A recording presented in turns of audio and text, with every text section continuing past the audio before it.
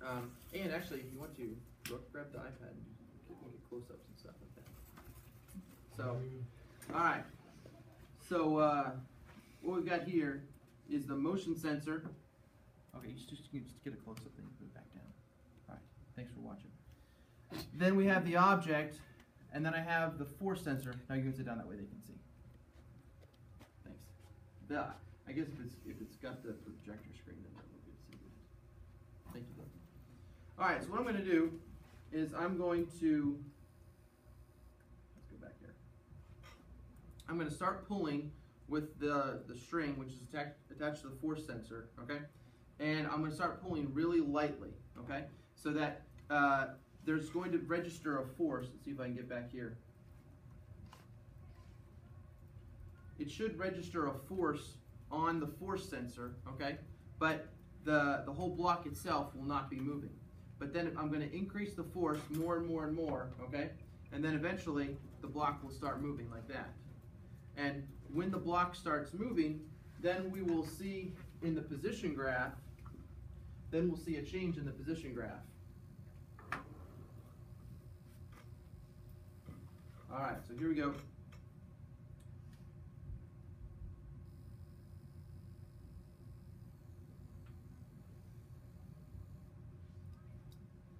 All right, that is a beautiful graph. I can't tell you how happy I am right now. All right, so what we see here is I steadily increase the force more and more and more. Now I'm sorry, I'm not perfect. I can't make it a completely linear force. All right, but that's pretty good actually.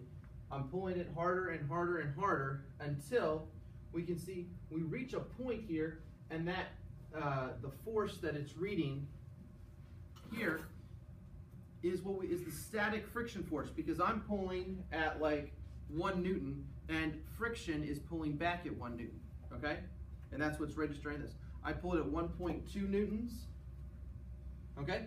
And static friction force pulls back at 1.2 Newtons. Does that make sense? So I'm pulling more and more and more. Static friction force is pulling, and nothing is happening. It's not moving at all, okay? But then what eventually it reached the friction force, that static friction force, reaches a maximum. It's called Fs max. All right, and after it hits that point, now that's when you see this thing starts. The actual block starts to move, and if we were to zoom in, we would notice that's when it starts to pull up this way. Okay, as far as its position graph. But then you notice something interesting. Once it gets moving, this right here, it's this value right here represents the kinetic friction force. Now, it's not constant because that's actually also probably a pretty good geography diagram of what it looks like at the molecular level. Okay, remember how yesterday we talked about frictions caused by peaks and troughs? Anyway, as this block is sliding, to us it looks like it's moving at a constant rate, but if we could look at it, you know, at the smallest level, and we could slow time down a whole lot, we would see it's actually catching, then then stop, then moving, then catching, then moving. It's actually kind of jerky, kind of like it's actually kind of doing that. Does that make sense? And that friction force is it's catching, then letting go, then catching, letting go, catching, letting go, and that's why we see the force sensor is sensitive enough that it can pick it up. But those values are all pretty much staying around in that area, okay? And so what this shows is a couple of things. One is that the static friction force increases with the more force that I pull on this object. Second, it shows that the static friction force has a maximum. It's not infinite. At some point, I'm going to be able to overcome the static friction force and get it moving, all right? And then third, that the kinetic friction force is actually a little bit less than the maximum static friction force. Okay? And what that is basically the way you can kind of think about it is once you break those initial bonds, the highest peaks and the lowest troughs, okay, and things are and it's moving, then the amount of force that it puts up out of a fight, it's not as much.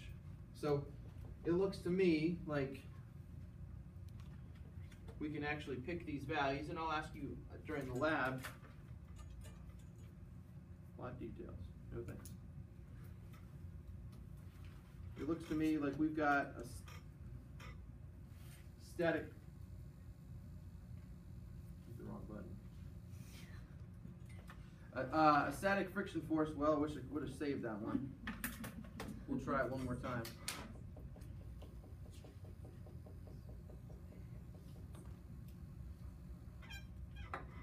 Okay. Now that one, force. Okay. Now, if this was your trial, this one's not as good, just to be honest with you here, because we reached that maximum, but then it kind of hangs out there. I'm not exactly sure what's going on.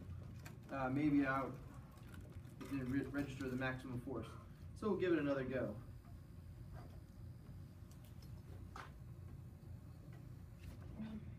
Okay, that looks pretty good.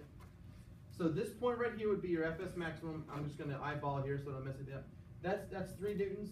So we're somewhere around, I don't know, 2.6 newtons. But then what we could do is we could grab this and find the average of this data right here, and that would be our kinetic friction force, average, okay? Now, from that and from this, you'll be able to calculate some other things. For instance, now does anybody have the formula for static friction force maximum? It's on the little, that weird letter. Mu, okay? Yeah, Mu S normal. times the normal. Right. And I think, now, does it say mu S or mu S max? What does your book say?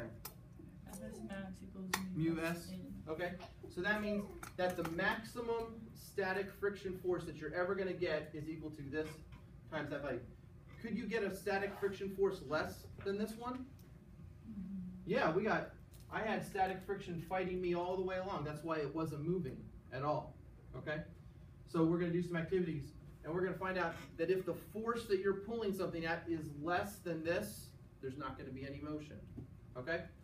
You're gonna get this on Friday by reading it off the point there.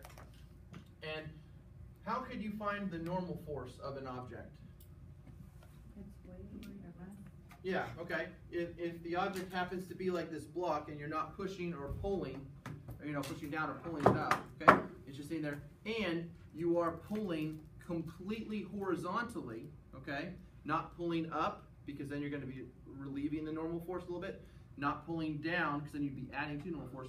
But if you can pull exactly horizontal, okay, then that free body diagram is going to look like weight going down, normal going up, and yes, the normal will equal the weight. So you'll be able to figure out what that is, all right? And then, by dividing them, you'll be able to figure out what the coefficient of static friction is for a block of wood on a laminated wood table. Does that make sense? And then you'll be able to do the same thing with a block of wood or whatever you happen to choose on another surface. So you will actually be able to experimentally calculate what the static friction force is. And did they give you in the book the formula for kinetic friction? Yeah. Okay. Equals? Mu. Okay. And Okay. Once again, you'll get this part right here, kinetic friction force, from the average of that value on the graph. Normal force is going to be just equal to the weight, as long as you're not pushing up or pulling down on the object, and you'll be able to find out what the kinetic friction force is. So that's basically what your lab is going to be. It's going to be find the coefficient of friction, static friction and kinetic friction, for 3 or 4 different surfaces. And I'm looking for a screenshot of this graph right here. Did you all see the setup that I had? Mm-hmm. In case you look at it more intently, I'll leave it up there for later. All right. Let's see what the book has to say.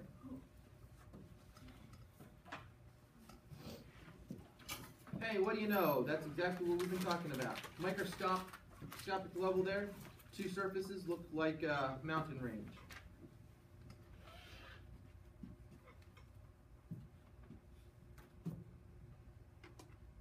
Let's see that again. So you can see the rough surface and the box being pulled along. That's why it kind of gets that back and forth on the force sensor. All right? I think so too. Is that what it actually does? The molecules like actually Yep, some of them break off. will break? I mean, yeah, I mean, that's like, you ever had like a book or something, you know, if you rub it over and over again or something, then it gets really smooth, Mm-hmm. like sanding.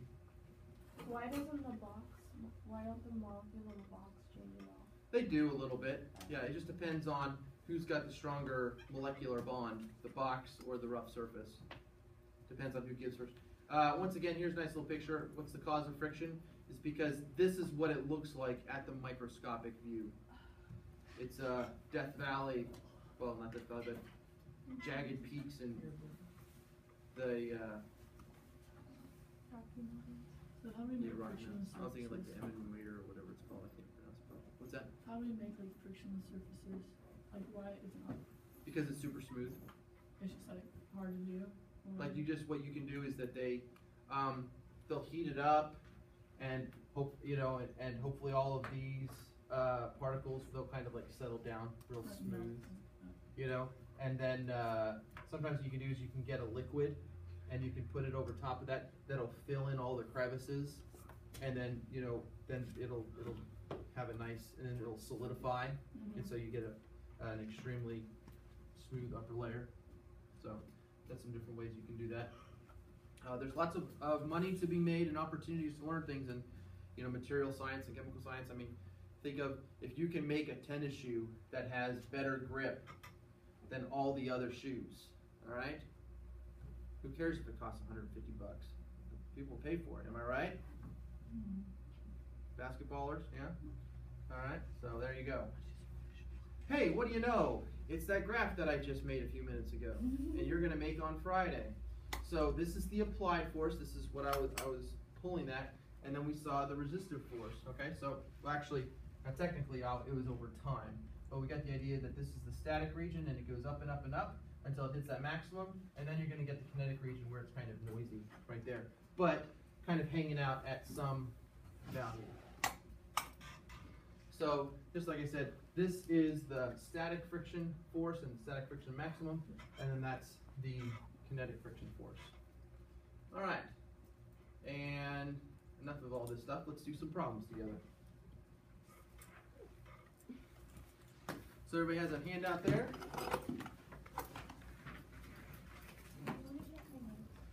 I will. You want to spin that around so I can see it real quickly?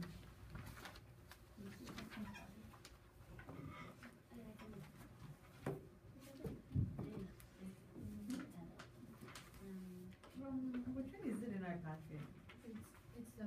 The one that looks like that. Picture. It's that. Okay, got it. Oh. All right, so I think. Do you have a picture like this? 50. Well, it's not a box, it's a What? rewired item. Right. Okay, that's okay. I can delete this. That way we don't. Oh no, I can't.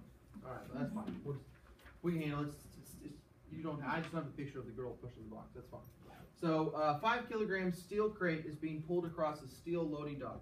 Does the crate move when a force of 20 newtons is applied to it horizontally? Okay. What about 30 newtons, 40 newtons, 50 and 60? We've got to figure out when is this thing going to start to move. Okay. So there's friction. Let's figure it out. So here's the force applied to it. Let's go ahead and draw the free body diagram. That's kind of weird. We already have it on ours. Yeah. You already have it? Yes. Weight, normal, static friction force, And then the push. force push. Can I put just F? Okay? So, summation of forces in which direction y'all want first? X. Sure, you got it. So, force plus negative static friction force equals the mass times acceleration in the x direction. Now, I would like to be able to plug, well, let's just say F minus S, I guess, equals mass times acceleration in the x direction. Is there acceleration in the x direction?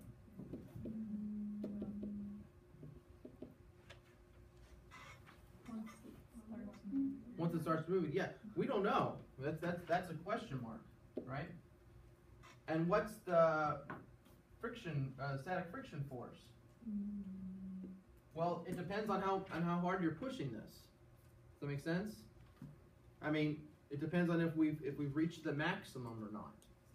So what we need to do first off, before I even plug in any numbers here, we need to figure out what is the maximum static friction force. Okay? So we'll go ahead and utilize this formula here. So Fs max equals mu s times the normal. So mu s is the coefficient of static friction, and that depends on the substances and the surfaces that you've got going on here. Here we have a steel crate on a steel loading dock. So it's steel on steel. You probably are going to need your book, or at least the table in the book for some of these problems. It's page 138. I happen to have this right here.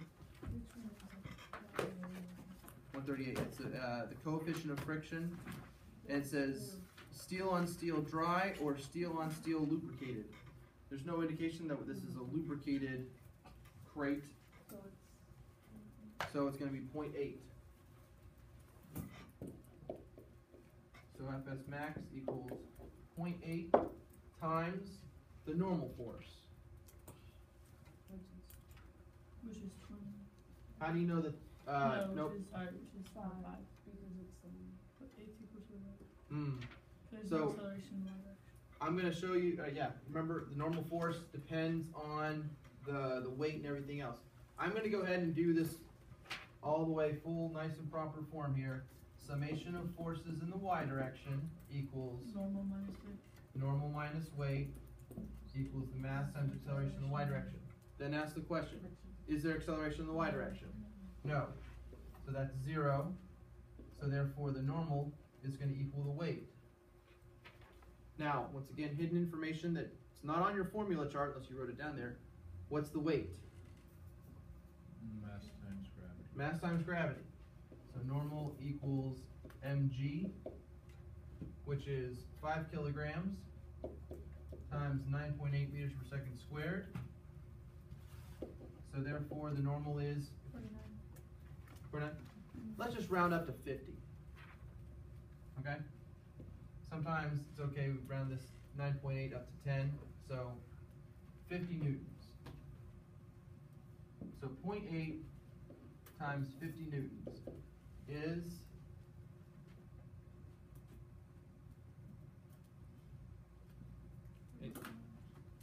say it again? 40? 40 newtons. That is the static friction force maximum. So somebody tell me, what does that mean? It's not moving until it's at 40. That is correct. The box will not move until, what's at 40? Till it's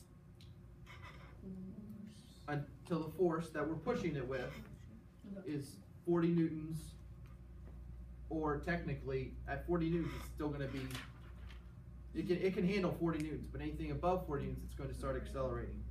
Okay? So at 40 it's not moving, but at 41 it is. That's correct. At 40.1 it's Or moving. 41. Yeah, that's its maximum. Okay? So we can answer this question right now. Does it move when 20 newtons is applied to it? No. No. 30? No. 40? No. No. 50? Yes. Yes. 60? Yes. Because we're pushing it with enough force to overcome that friction force.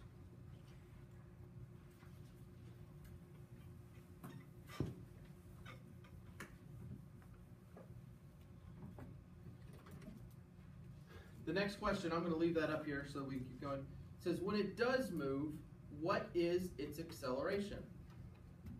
I have a question with that. Sure. So you know how you told us to round up to 50? Yeah. Okay, but if you didn't round up to 50 and you multiply 49 times the 0.8, then the answer is 39.2. So then 40 would be a yes. So on your test, do you want us to round up? Yes, 'cause we have 5.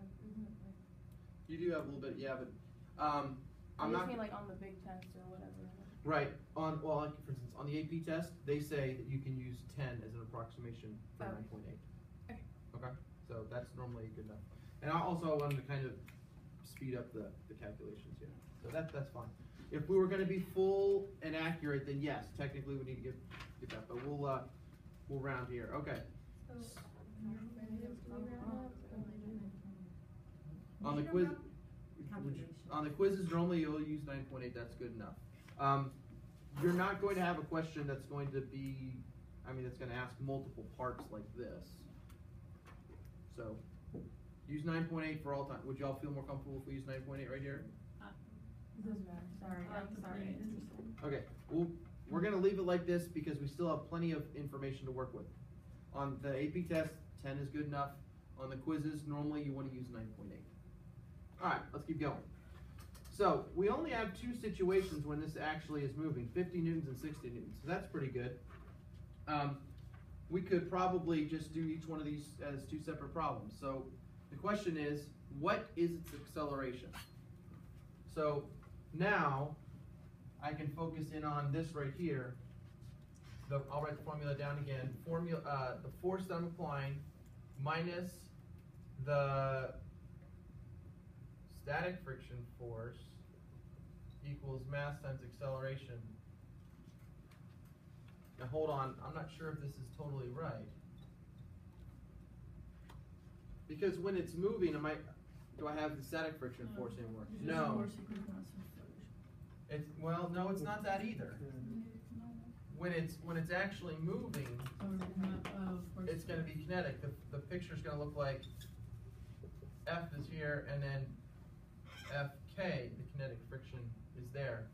Still have weight going down, still have normal going up. Kevin, does that make sense? There's two situations you have to consider. The first is we'll get here when we're starting to pull it. Okay, there's static friction, which is holding it in place. That reached the maximum at 40. Okay, but then once it's actually moving, then you remember on that graph how it kind of went a little bit lower. Yeah. Okay, yeah, and so we need to figure out what that kinetic friction force is. So that formula, kinetic friction is, anybody remember what that is? Mu K times normal. Okay. So we're gonna have to go back to the table to find the coefficient of kinetic friction for steel on steel. 0.6. Notice that is a smaller value. So 0.6 times the normal force. Normal force is still the same. It's 50. So 30 newtons. All right. So this is the 50 Newton situation. When F equals 50, then we have this formula right here. 50 minus 30 equals mass times acceleration. Your mass would just be 5? No. Yep. Yes. Okay. It's a 5 kilogram steel crate, so 5 kilograms times the acceleration in the x direction. So 20 over 5, 4 meters per second. So you subtract the static friction from the kinetic friction? Never. Oh, no, never. Oh. What we subtracted was the kinetic friction from the force.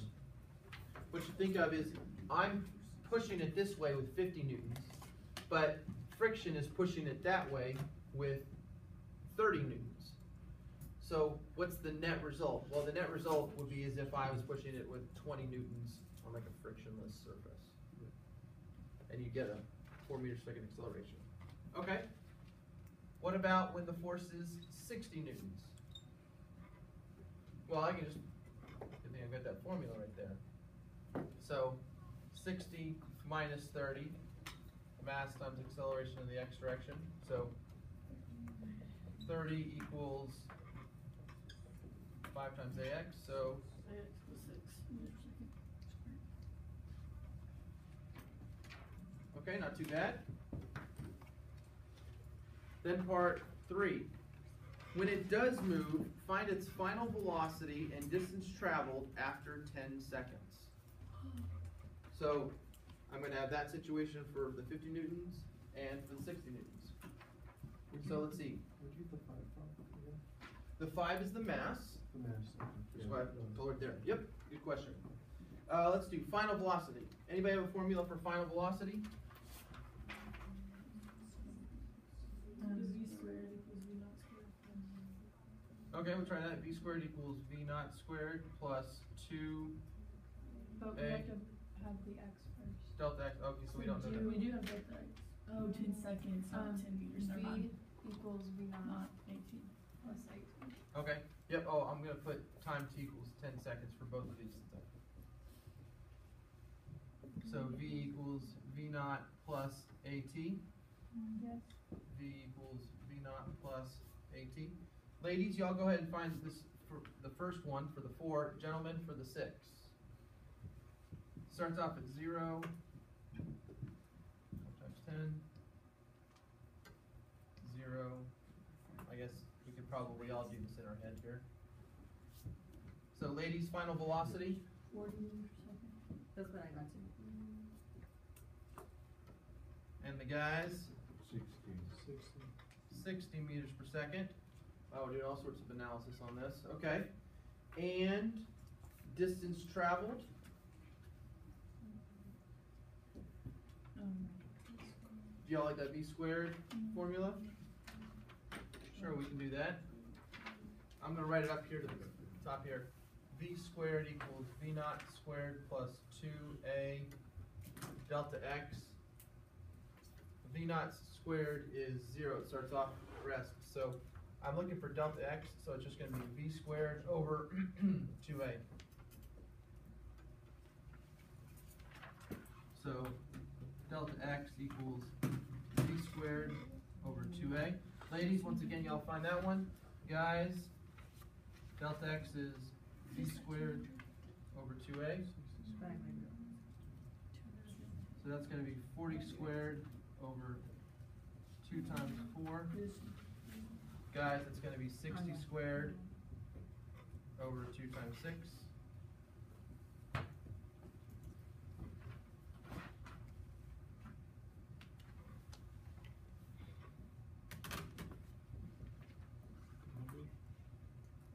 Meters?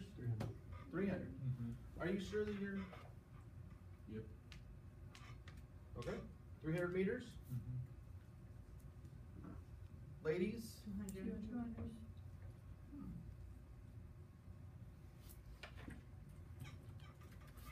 That crate is really moving. That's because in this situation, once we get it moving, we're continually putting more force on it, which is causing it to continually accelerate.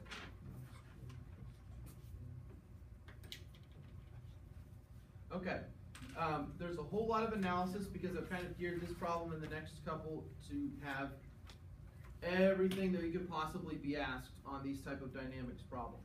Does anybody have a question about one of the things that we did? This is a good time to ask.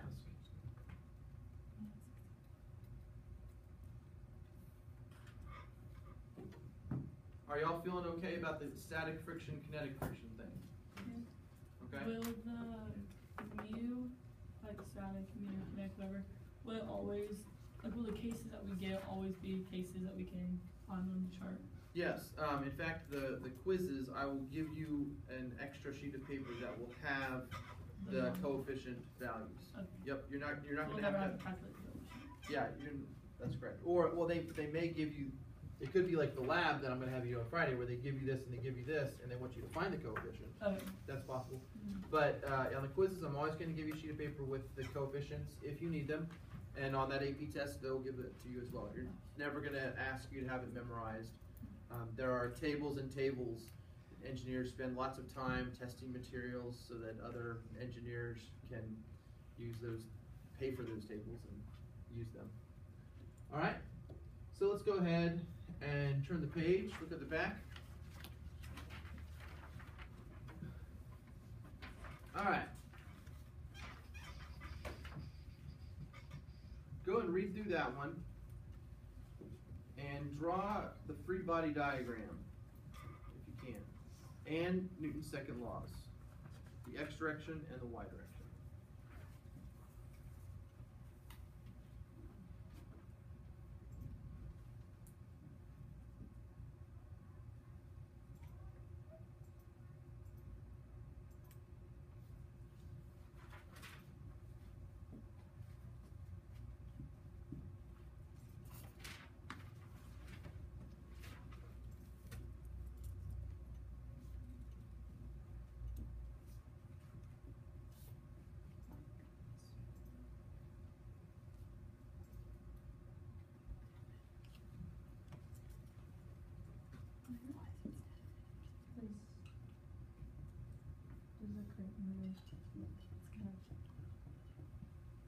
It's not moving, correct? We gotta figure out when it moves. But it's like it's saying it's being pulled. But then It's being pulled, but that doesn't necessarily, that means a force is being applied, but that doesn't necessarily mean that it's actually moving.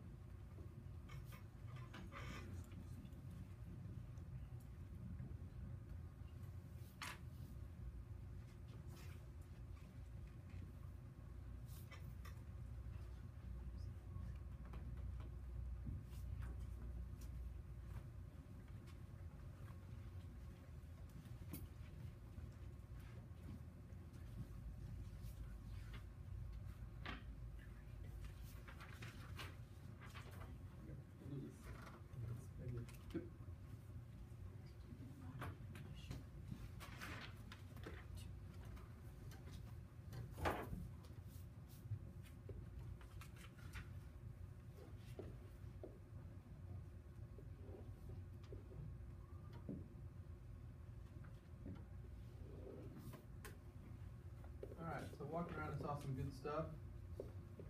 People with a 30 Newton force. There's F. Also, I'm just going to put F right there for friction because when it's not moving, it's going to be static friction force. When it is moving, it's going to be kinetic friction force. So I might as well just put it at F there. And then saw some people starting to write this down here. What's the X component? T cosine 30. Okay, they call it T. I'm gonna call it F. I So- should that for But tension. it's tension. Tension. Okay. You got it. Tension. T cosine 30. And right up here, Sine 30. T sine. I don't want that theta. 30 is much better. Remember there?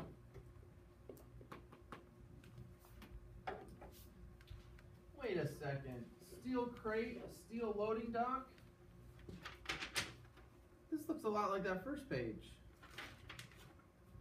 Why don't we just borrow that answer? It's not going to move when it's 20 newtons, it's not going to move when it's 30 newtons. Or it's not going to move when it's 40 newtons. With the tension. Okay, how is the tension going to make any difference? Because it's at an angle now. Okay, tension's at an angle. It's relieving the normal. Yeah, exactly right. It's, as we're pulling up, we're actually relieving that normal force, okay? And it's just like that person yesterday that was kind of pulling up to make it easier for you to pull.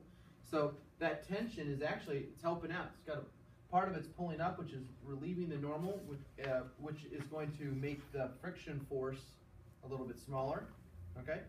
And it also is pulling it this way. By the way, has anybody ever operated a push lawnmower? Okay? Is it easier to push the lawnmower or pull the lawnmower? Pull it. Have you ever thought, you're like, pull it back, you're like, man, this is easy. Then you go forward. And then you go forward, like, oh, what the heck, you know? And you ever thought, maybe I should just like walk backwards with this thing the whole time, okay? Anyway, that looked kind of strange. There's a physics reason for that, okay? As you're pulling it, you're lifting it up a little bit, but you're relieving the normal force a little bit, so there's less friction, all right? But when you're pushing it, okay, your force has a downward element too, so you're actually adding to the normal force, and that is going to increase the friction. So figure out how to make a backwards, maybe you could just like attach it to your back or something, so that you could kind of pull it around, I don't know. There's an engineering solution there somewhere. Make a lot of money, easy to Or just push lumber. buy a riding mower. That's true. That's true. But that's expensive. Okay, so let's go ahead and write newtons. We're doing the y direction first, just because. So that's going to be In normal. plus negative weight, or plus negative weight. Okay, yep. So plus negative weight plus T sine 30. t sine 30 equals mass times acceleration in the y direction. That's correct. We have no acceleration in the y direction. And I think y'all can tell we need to solve this formula for the normal. Yeah, because the normal's so normal equals, close the other side, weight plus t sine 30 degrees. And the weight is mass times gravity. So we'll say 5. Instead of putting 9.8 for simplicity, we'll say times 10. So plus t sine 30. So the normal is 50 plus t sine 30 degrees. Alright, let's hold off on that for a minute and write Newton's second law in the x direction. Should be a little bit easier. Alright, somebody want to call it out to me?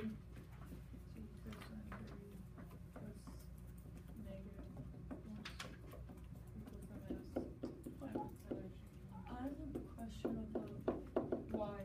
If you're moving the weight over to the other side to make it positive, shouldn't your t sine 30 become negative? Ooh, yeah, I think it should.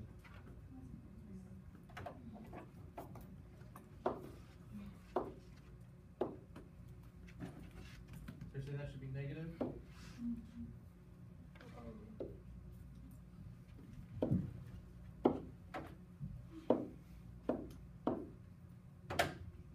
So we've got weight minus. Come on now. Weight minus. Okay, that sounds even better.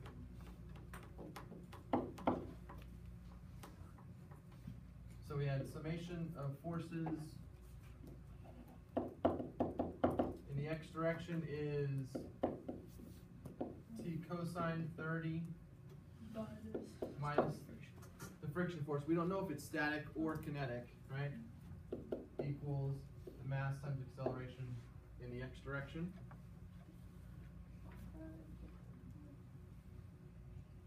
Okay. Now what? Anybody have any suggestions? I feel like we need to figure out tension, but we don't have any numbers other than 30 degrees. The tension is 20 newtons the first time, then 30, then 40, then 50, then 60. So that's going to change each time. Okay, that makes sense. That's okay. So let's keep moving. Now the question is, does the crate move? That's all they're asking us to know. So how are we going to figure out whether or not it moves? Say it again. Okay. Friction equals mu times normal. Now we've got two options. I can put the static friction force or kinetic. In this case, it would be static, wouldn't it? We want to figure out what is the static friction force maximum. Okay? And then compare the normal force to that. Okay?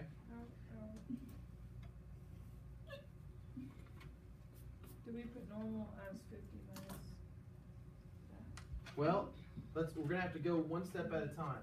So for instance, when the tension is 20 newtons, okay? Then the normal force is gonna be 50 minus 20 sine 30. So somebody real quick with the calculator, what's the normal? 40. 40 newtons, okay? And so then what's the friction force? The Fs maximum. That's going to be 0.8 times 0.8 times 40. 32. 32 newtons. So what this says is when I pull with 20 newtons, okay, then I'm pulling up a little bit, so that's going to relieve the normal force. And that normal force times the static friction force is going to give me 32 newtons. So I can pull up to 30 newtons across. Now, here's a question. When I'm pulling 20 newtons along this rope, how much of that am I pulling horizontally? Does that make sense? What is this T cosine 30? So T cosine 30. That's going to be 20 times the cosine of 30 degrees.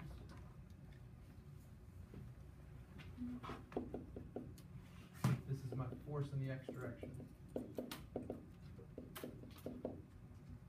So make quick on the calculator, 20 cosine 30 degrees.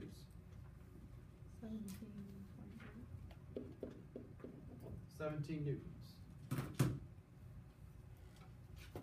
All right, I'm getting a lot of blank looks out there. Do y'all see why I'm calculating this right here?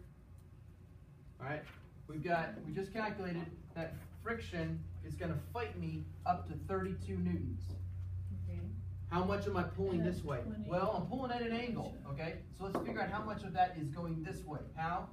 T 17. cosine 30. Okay. And the answer is 17 newtons. And so that's This how you way. know that 20 isn't gonna. Yeah. it won't- Exactly. That's how I know that 20, the answer is no. Okay. All right. Can you see what we're going to have to do to solve this problem? Fill in all the things. We're going to have to fill it in until we reach the breaking point. Okay? So in other words, why can't you say, well, 20's not going to pull it because that's not big, or 30's not going to pull it, it's going to have to be 40. Your gut reaction might be like, as soon as I get more than 32, right? Mm-hmm. But here's the thing. If you start pulling with 30 newtons upward, okay, what is that going to do? You know it's gonna be less. This is going to have to be less. The normal force is going to be less. The friction force is going to be less. You see what I'm saying? So you're going to have to I'm going to have to recalculate what's the normal force for 30 newtons. What's the friction force maximum for 30 newtons? And then compare that to here. Does that make sense? Okay? I'm satisfied with not working through this entire process if y'all can track along with that. Okay? So, ... Okay? We'll look at the last one, I think, on Thursday. And, final thought. Tomorrow is a quiz. Newton's first law, Newton's third law. It is open book. It is open notes. You can have a partner, but there will be no free check.